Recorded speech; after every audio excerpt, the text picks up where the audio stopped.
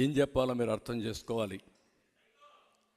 అదే కాదు, నంద్యాలలో వైసీపీ నేతలు వేధింపుల కోసం అబ్దుల్ సలాం, ఒక వ్యక్తి అబ్దుల్ సలాం చూస్తే ఇప్పుడు కూడా నాకు బాధేస్తుంది.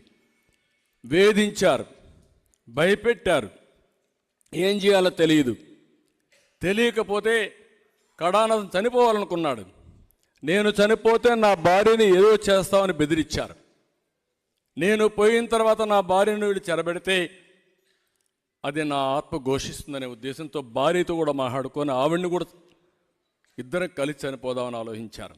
మన ఇద్దరం చనిపోతే ఈ పిల్లలు అనాథలైపోతారు, ఏం చేయాలని ఆలోచించి మనస్థిమితం చేసుకుని పిల్లలతో సహా నలుగురం చనిపోవాలని నిర్ణయించుకుని పిల్లలు తీసుకెళ్ళి రైల్వే ట్రాక్ కట్టేసి ఇద్దరు కూడా రైలు కింద పడి బలవంత మరణం చేసుకున్నారంటే కెన్ యూ ఇమాజిన్?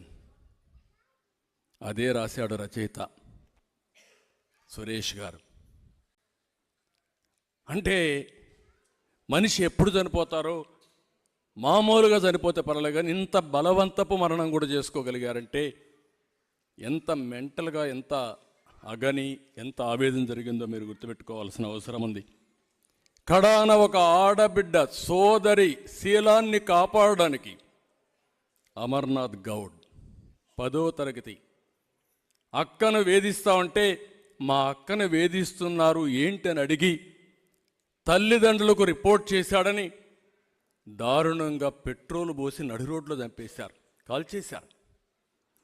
కాల్చిన వాళ్ళు రోడ్డు మీద బ్రహ్మాండంగా తిరుగుతున్నారు. వీళ్ళు భయపడిపోయి బయట వచ్చే పరిస్థితి లేదు. అది ఈరోజు అక్కడ పరిస్థితి. ఇలాంటివన్నీ 1-2 సంఘటనలు కాదు. ఈ సంఘటనలన్నీ చూసిన తర్వాత నేను అడుగుతున్నా, ఈ రాష్ట్రంలో ఎవరికైనా రక్షణ ఉందా? రాష్ట్రంలో ఉండే ప్రతి ఒక్క వ్యక్తి కూడా ఆలోచించుకోవాల్సిన అవసరం ఉంది. ఈరోజు ఒకటే మీరు గుర్తుపెట్టుకోవాలి, కడాన మీరు నేనన్నీ వదిలేద్దాం. సొంత చెల్లెలి జన్మనిచ్చిన తల్లి పైన కూడా సోషల్ మీడియాలో ఏం చేస్తున్నారో మీరే చూశారు. ఇంకేం మాట్లాడతాం? ఆ అవమానానికి నేను కూడా గురయ్యా, సాక్షాత్తు అసెంబ్లీలో ఆ రోజు చెప్పా.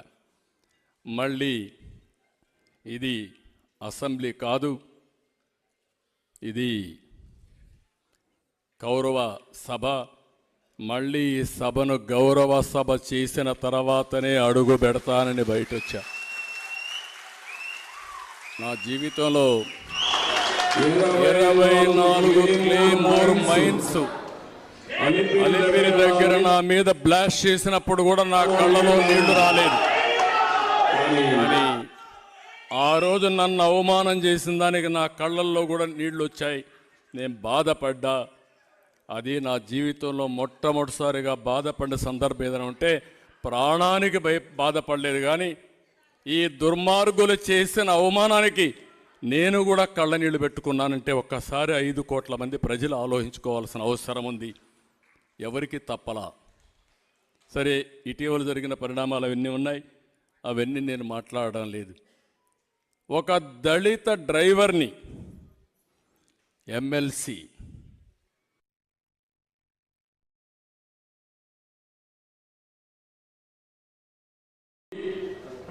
ఖర్చులు ఇస్తా అంత్యక్రియలు చేసుకోమని పంపించాడంటే అలాంటి వ్యక్తిని ముఖ్యమంత్రి కారులో పెట్టుకొని లేకపోతే మీటింగ్లో పెట్టుకొని ఊరేగుతున్నాడంటే ఇంకే రాష్ట్రంలో ఇలాంటి శాఖ అడ్డం ఉంటుందా అని అడుగుతున్నా. అది ఈరోజు జరిగే పరిస్థితి వచ్చింది.